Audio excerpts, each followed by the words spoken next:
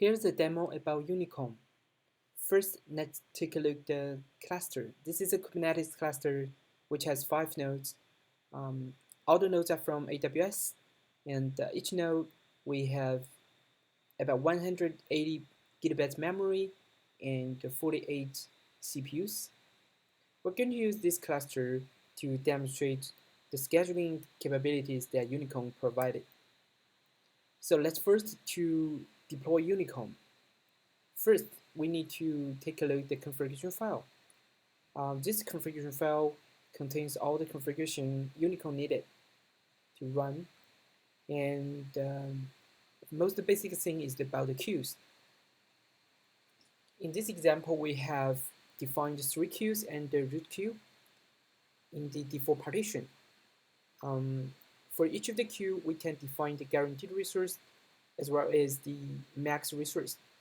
So guaranteed resource and the max can be a range that defines how much resource this queue can use,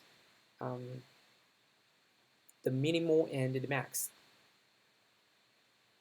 In this example, for advertisement and the search queue, we define the elastic range of resources the queues can use.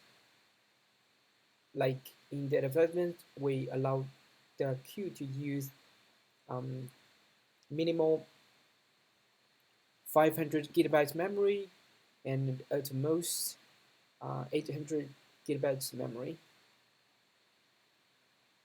But for the sandbox queue, we define a pretty static capacity for this queue, and this will ensure it runs under a certain limit. Also, in this configuration file, we can specify the placement rules and the user limits. Placement rules is actually help to map user applications to a certain queue, so user doesn't need to specify the queues in their application request. And the users define the user limits within the cluster, and such as the max resource this user can use and the max applications it can submit. Then let's deploy this file using config map.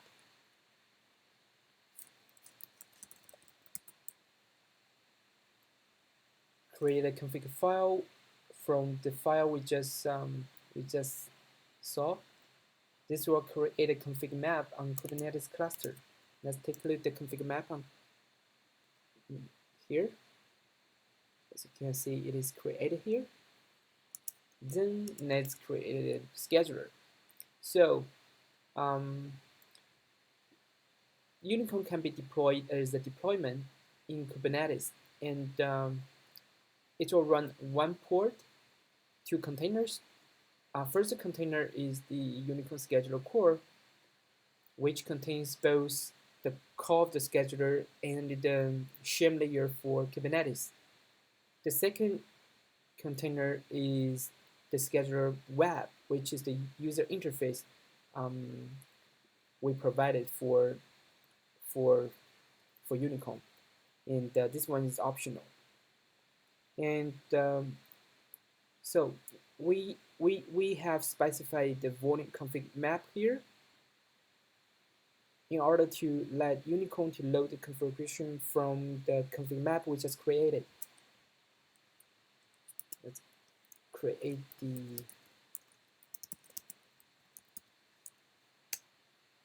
this command will be used to create the YuniKorn deployment. Once it's created, let's take a look in the cluster. This is the schedule we just deployed. And in the pod, we can see the 2 containers. They're running. And then let's take a look at the web interface. So first we need to do the port forward. Once we do the port forward, we can open the UI.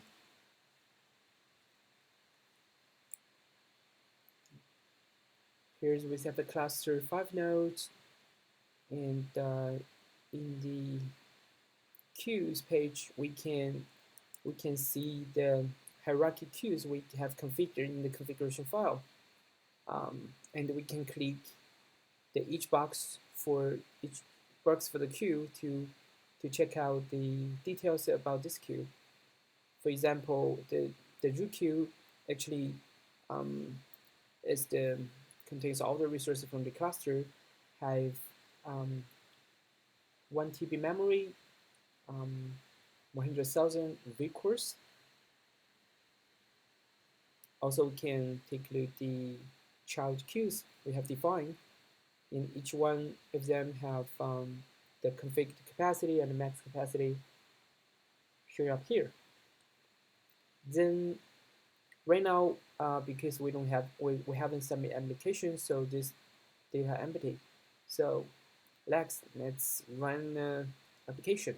First, let's run a batch sleep application. So this application actually launched 50 ports, and each of them just simply sleep for 300 seconds. And we have specified the application ID and the queue. Those will be picked up by the YuniKorn scheduler, um, and this application will be scheduling under this queue. Also, the schedule name is YuniKorn. Let's submit a request.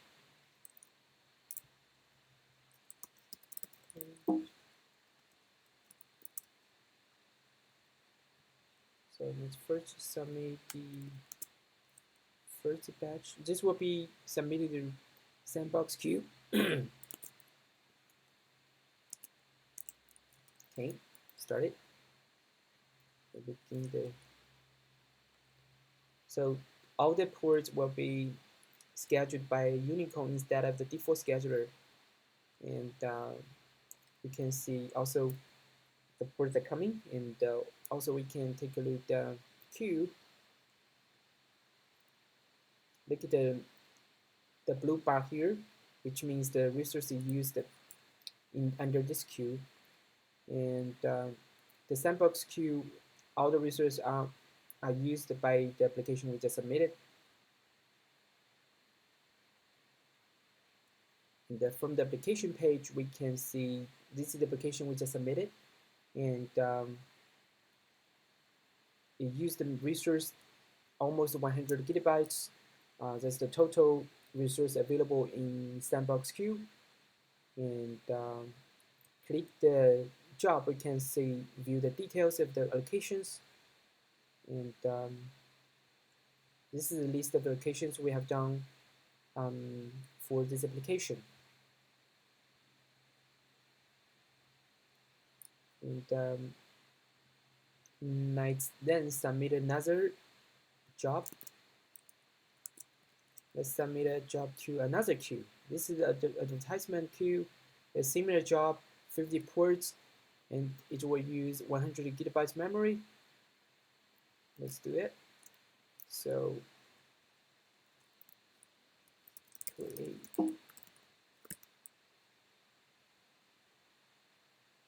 This is the second job.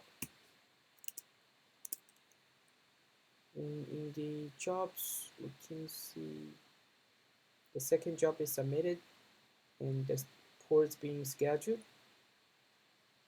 And from the UI, we can see under root, the advertisement queues also have some resources being used.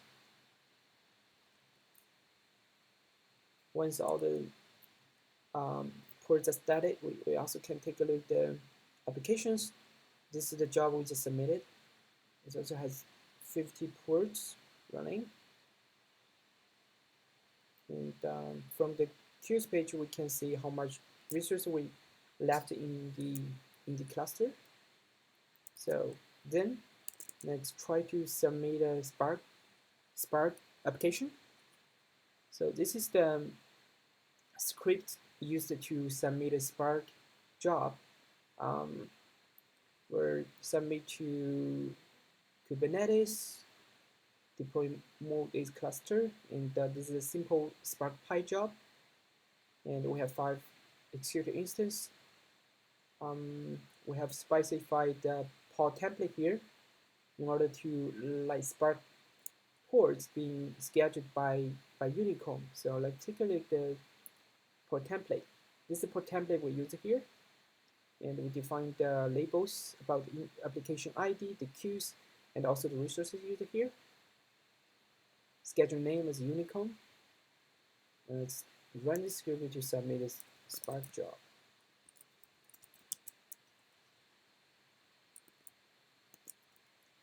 In the applications,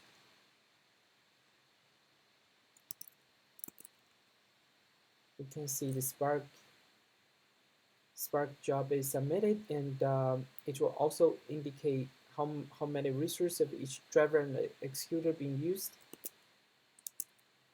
Also, in the port, we can see the Spark. Yeah, the Spark job has just finished.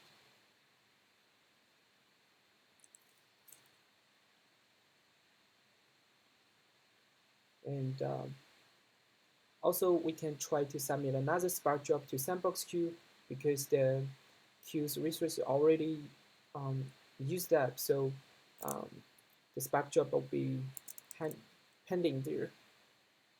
So we can have the sandbox Spark, and let's try to submit this. This will submit a Spark job to the sandbox queue, and because this queue has no free resource, that means the Spark job will be pending.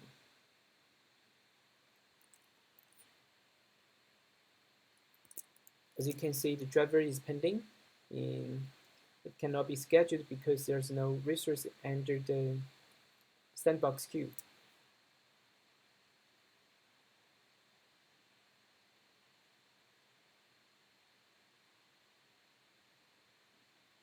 Yeah, that's pretty much the demo here.